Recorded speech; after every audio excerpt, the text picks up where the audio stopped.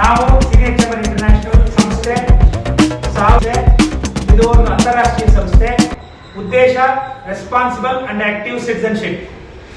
ನಮ್ಮ ಉದ್ದೇಶ advancement of the global community through leadership development, character development, responsibility development, making people aware of the civic sense, taking responsibility for whatever acts we are doing, and in the process every year the national president comes with his 360 impacting lives.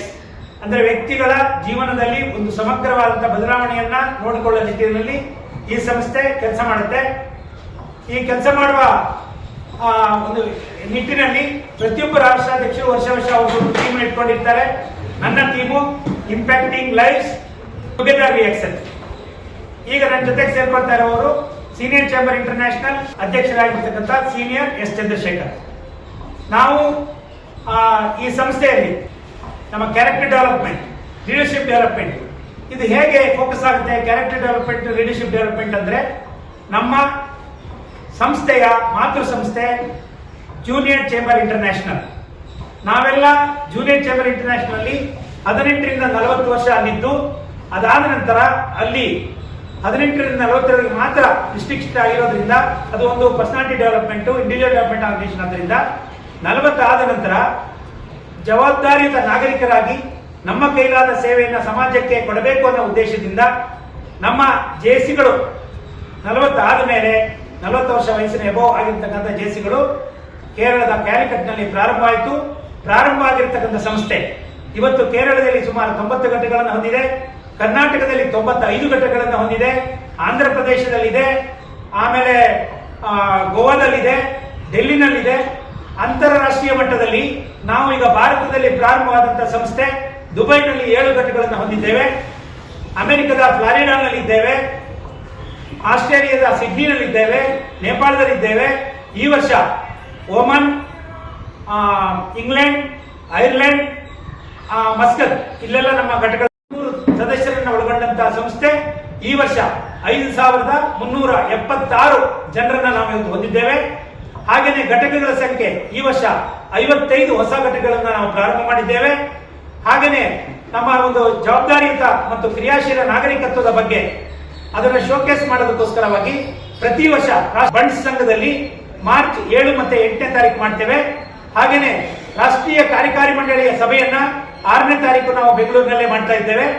So ಇದರ ಬಗ್ಗೆ ನಾವು ನಿಮ್ಮ ಸಹಕಾರವನ್ನು ಬಯಸ್ತೇವೆ. ಯಾಕಂತ ಹೇಳಿದ್ರೆ ನಾವು ಮಾಡ್ತಕ್ಕಂಥ ಸಮಾಜಮುಖಿ ಕಾರ್ಯಕ್ರಮಗಳು, ನಾವೇನು ಬಹಳ ದೊಡ್ಡ ಸಂಸ್ಥೆ ಅಲ್ಲದೆ ಇದ್ರು ಕೂಡ ನಾವು ಮಾಡ್ತಾ ಇರ್ತಕ್ಕಂಥ ಕಾರ್ಯಕ್ರಮಗಳು ಒಂದು ಸಮಾಜದ ಮುಖಿಯಾಗಿರ್ತದೆ. ಸಮಾಜದ ಒಂದು ಒಳಿತಿಗಾಗಿ ಹೋರಾಟ ಮಾಡತಕ್ಕಂಥ ನಿಟ್ಟಿನಲ್ಲಿ ನಾವೆಲ್ಲ 40 ವರ್ಷ ವಯಸ್ಸಿನ ಯುವಕರು ಅಥವಾ ಸೀನಿಯರ್ಸ್. ಇಲ್ಲಿ ಸೀನಿಯರ್ಸ್ ಅಂದ್ರೆ ವಾರಿಗೆ ಬೆಂಗಳೂರಿನಲ್ಲಿ ಆಗ್ತಾ ಇದೆ. ಈ 25ನೇ ವರ್ಷ. ನಾನು ಸಂಸ್ಥಾಪಕ ಕಾರ್ಯದರ್ಶಿ 97 ಜಗತ್ತಿನ 31ನೇ ಸೀನಿಯರ್ ಚೇಂಬರ್ ಆಗಿದ್ದು ದೇಶದ ಅಧ್ಯಕ್ಷರಾಗಿದ್ದರು. ಈ ಸಮಾರಂಭಕ್ಕೆ ದೇಶ ವಿದೇಶಗಳಿಂದ ಮತ್ತು ಇಡೀ ರಾಷ್ಟ್ರದಿಂದ ನಮ್ಮ ಜೆಸಿಗಳು ಬರ್ತಾ ಇದ್ದಾರೆ. ಬಹಳ ಪ್ರಮುಖವಾದ ಉದ್ದೇಶ ಜಗತ್ತಿಗೆ ಶಾಂತಿಯನ್ನು ಕೊಡ್ತಕ್ಕಂಥದ್ದು ಮತ್ತು active citizens, responsible active citizens ಹೀಗೆ ನಾವು ಹೋಗ್ತಾ ಇದ್ದೀವಿ. ಆದ ಕಾರಣ ಯುದ್ಧದ ಕಾಲಮಾನದಲ್ಲಿ ಒಂದು ಶಾಂತಿಯ ಸಂದೇಶವನ್ನು ಕೊಡಲಿಕ್ಕೆ ಈ ಸಮಾರಂಭ ಅತ್ಯಂತ ಯಶಸ್ವಿಯಾದಂಥ ವಿಶ್ವಾಸ ಇದೆ.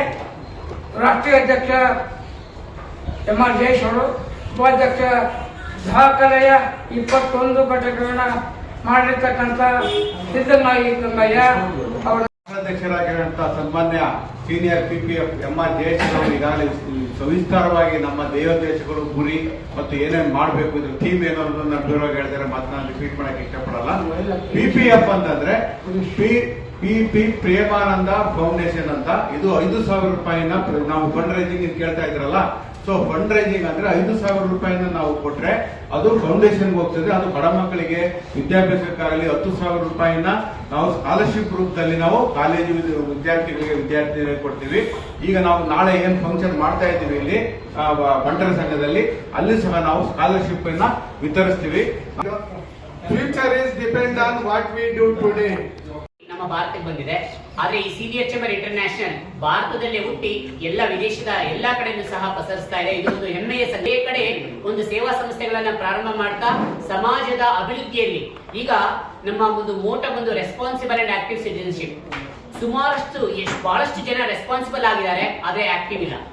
ಬಹಳಷ್ಟು ಜನ ಆಕ್ಟಿವ್ 25ನೇ ಸಮ್ಮೇಳನ ಈಗ ನಮ್ಮ ಒಂದು ಬೆಂಗಳೂರಲ್ಲಿ ನಡೀತಾ ಇದೆ. ತಮ್ಮೆಲ್ಲರಿಗೂ ಈ ಒಂದು ಸಮ್ಮೇಳನಕ್ಕೆ ಆತ್ಮೀಯವಾಗಿ ಸ್ವಾಗತವನ್ನು ಬಯಸ್ತಾ ಅಂತ ಹೇಳಿ ಭಗವಂತನಲ್ಲಿ ಪ್ರಾರ್ಥಿಸುತ್ತಾ ತಮ್ಮೆಲ್ಲರ ಸಹಕಾರವನ್ನು ಸ್ಮರಿಸುತ್ತಾ ಈ ಮೀಟಿಂಗ್ ಅನ್ನ ಮುಂದೂಡ್ತಾ ಇದ್ದೇವೆ.